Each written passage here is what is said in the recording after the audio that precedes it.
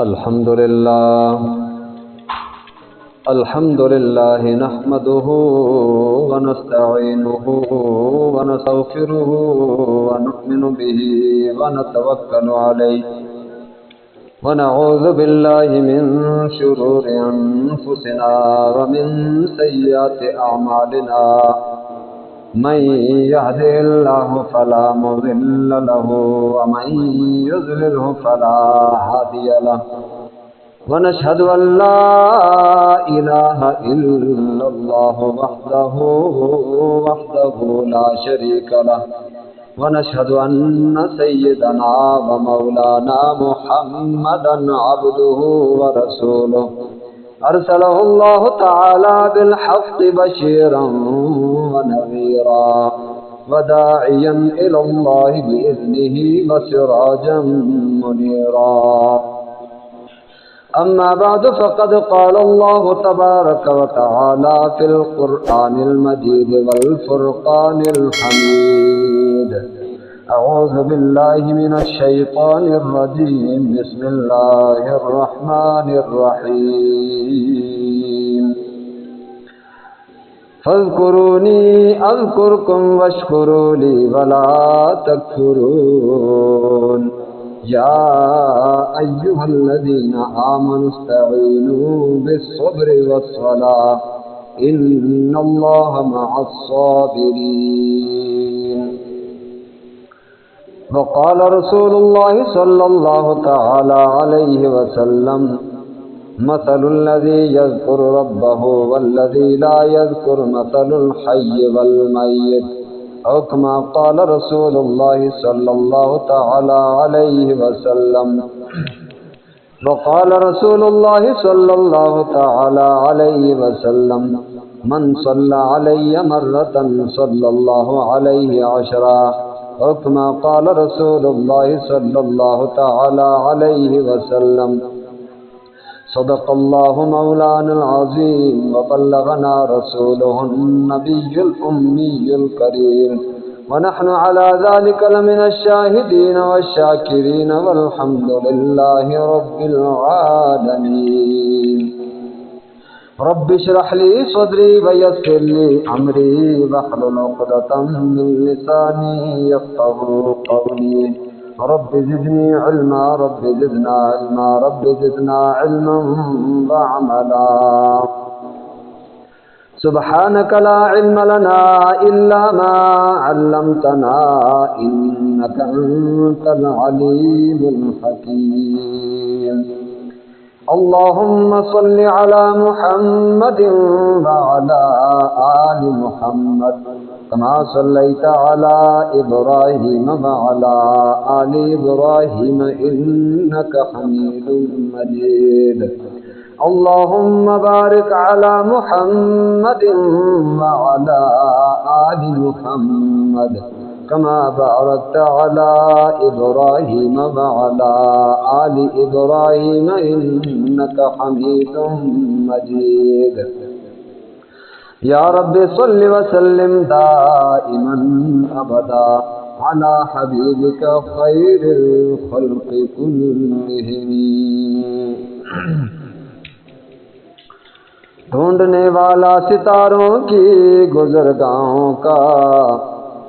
ڈھونڈنے والا ستاروں کی گزرگاہوں کا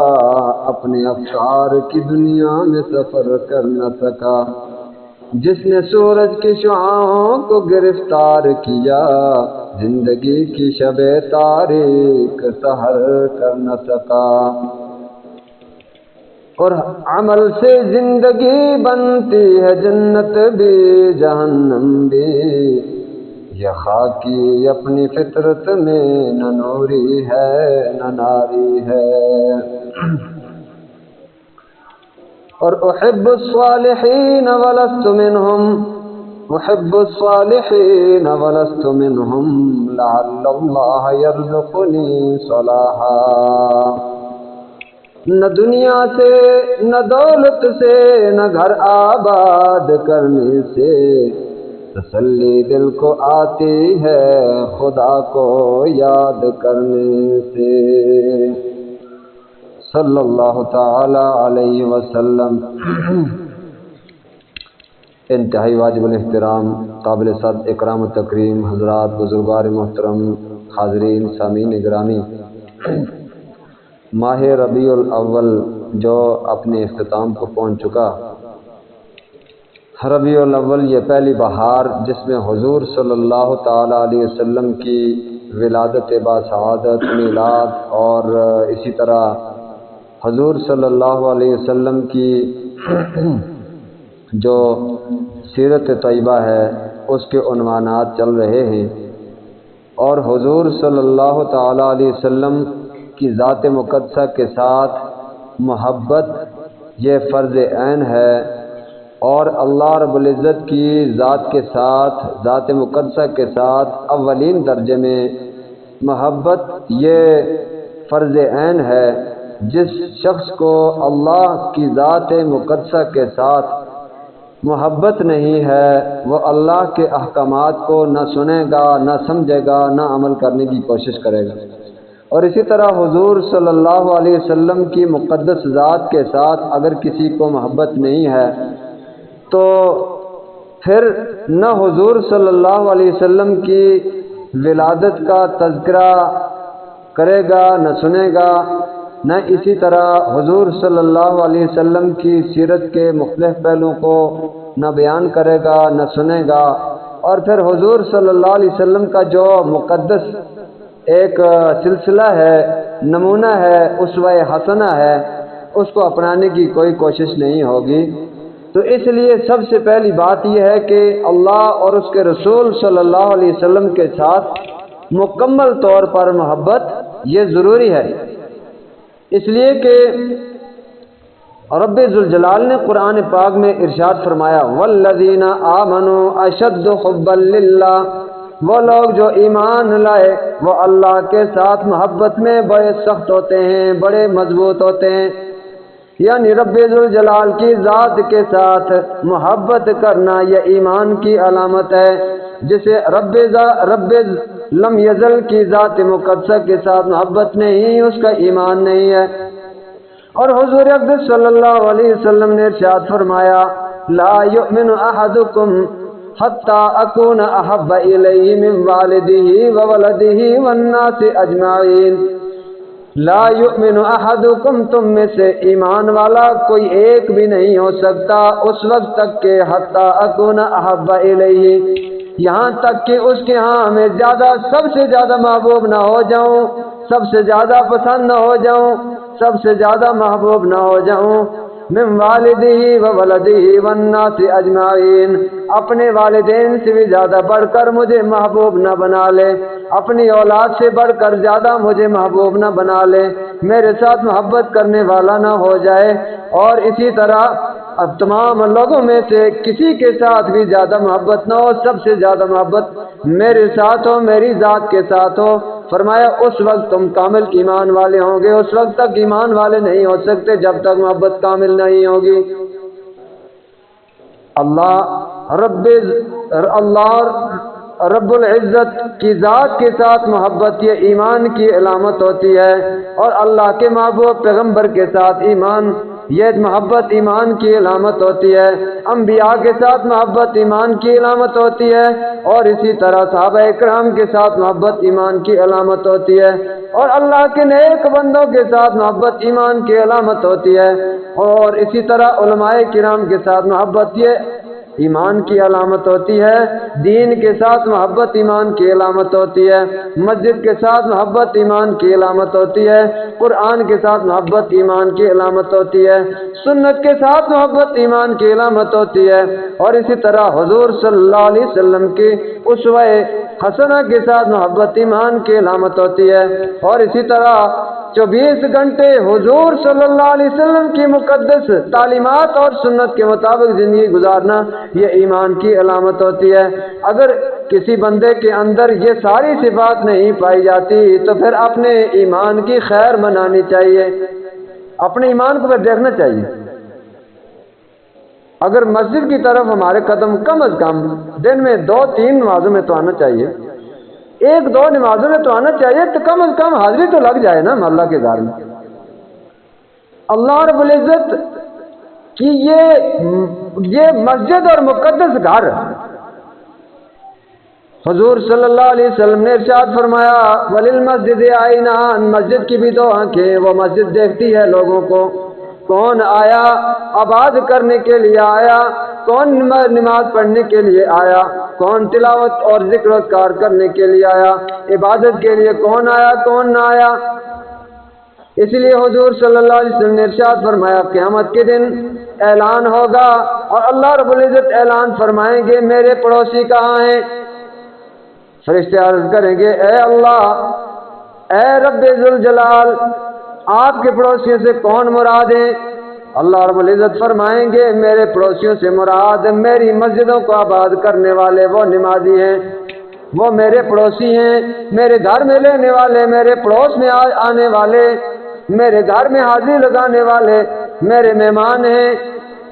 تو اعلان ہوگا وہ کہاں ہیں؟ وہ ایک مختصر سی جماعت کھڑی ہوگی، اللہ رب العزت فرمائیں گے اٹھو اور جنت میں پہنچ جاؤ، بغیر حساب و کتاب کے وہ مختصر سی جماعت جو مسجدوں کا آباد کرنے والی، وہ اٹھ کر جنت کی طرف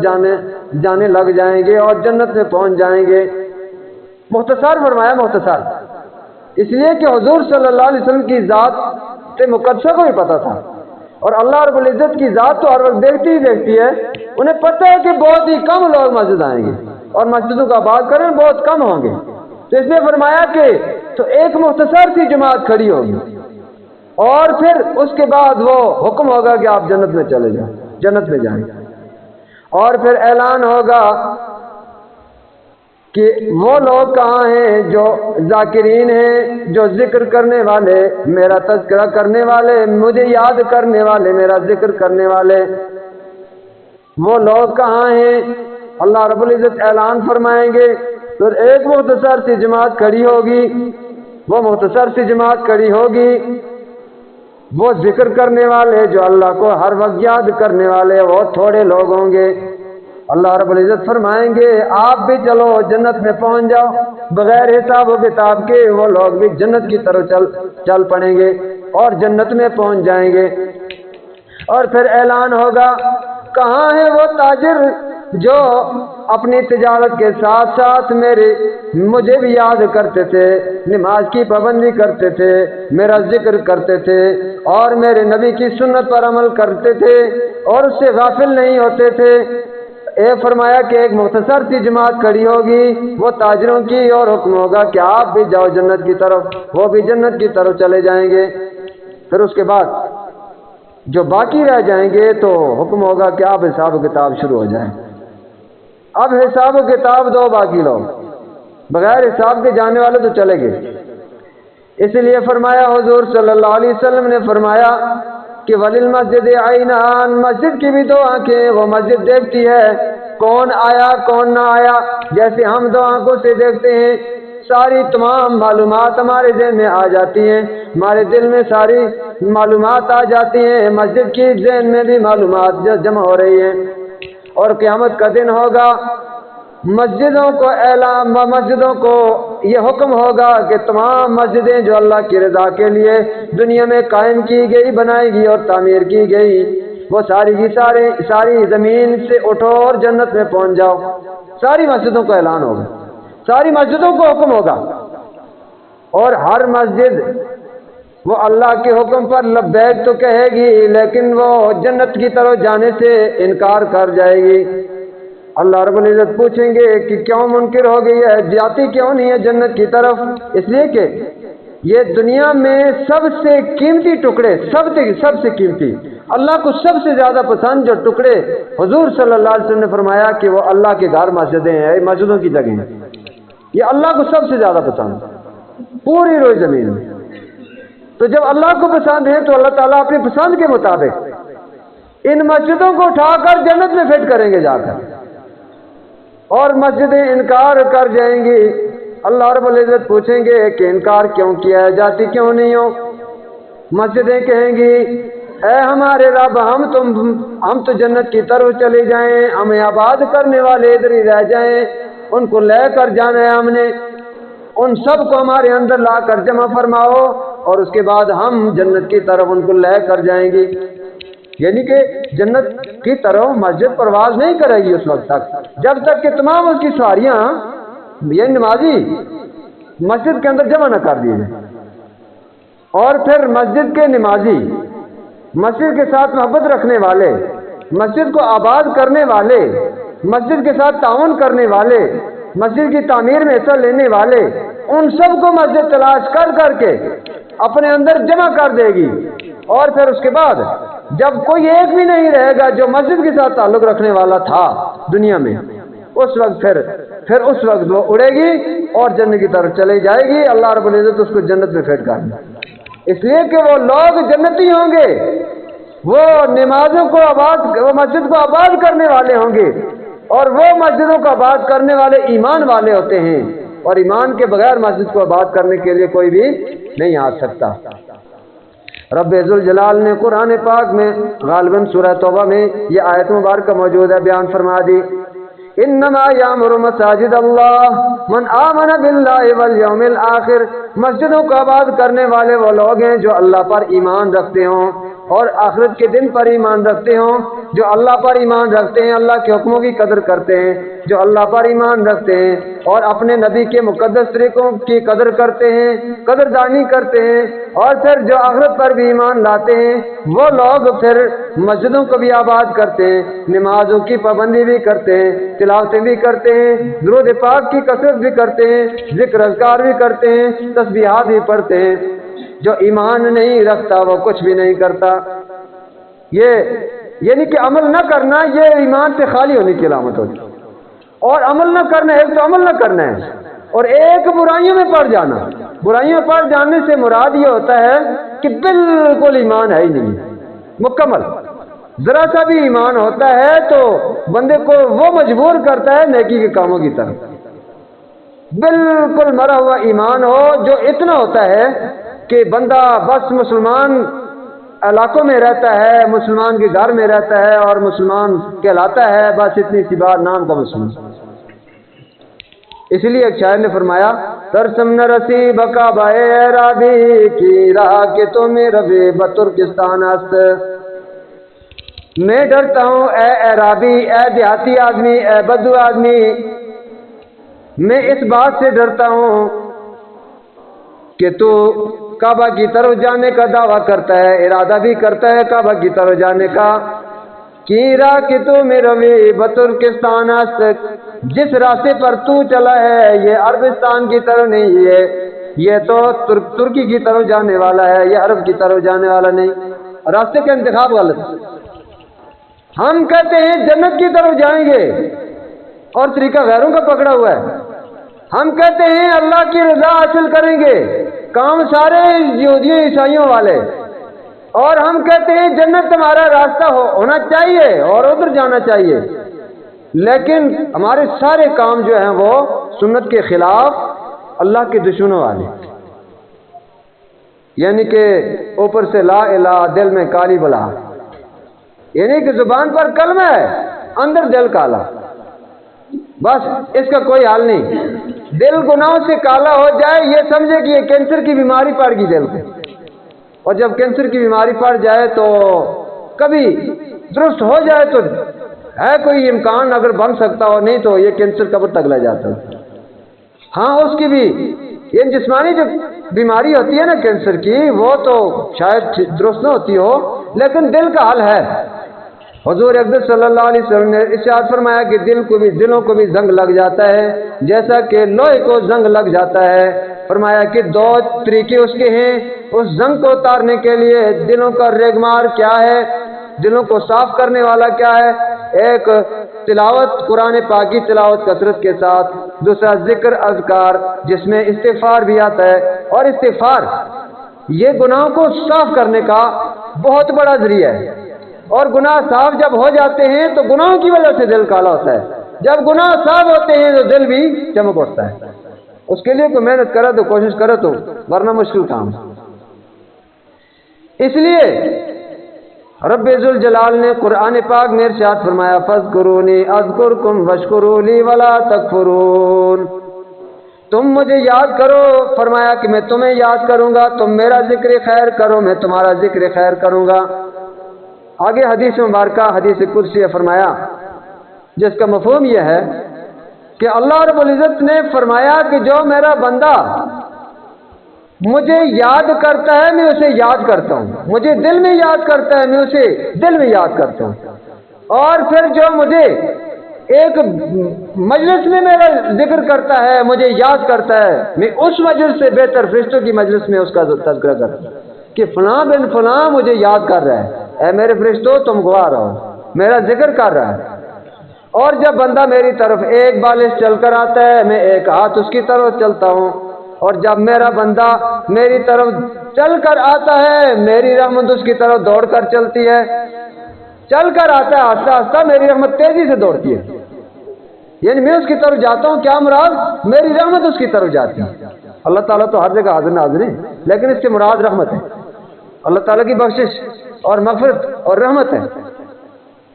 تو اس لیے فرمایا کہ فذکرونی اذکرکم، مجھے یاد کرو میں تمہیں یاد کروں گا، واشکرولی ولا تکفرون، اور میرا شکر ادا کرو، ولا تکفرون، اور ناشکری مت کرو۔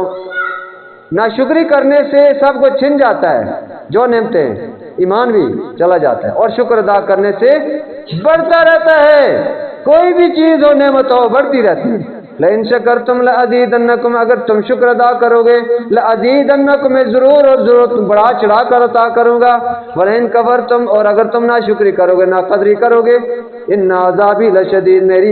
میرا عذاب، میری پکڑ، میری سزا بڑی سخت ہے۔ سخت سزا کیا ہے؟ سب کچھ چھین جاتا ہے،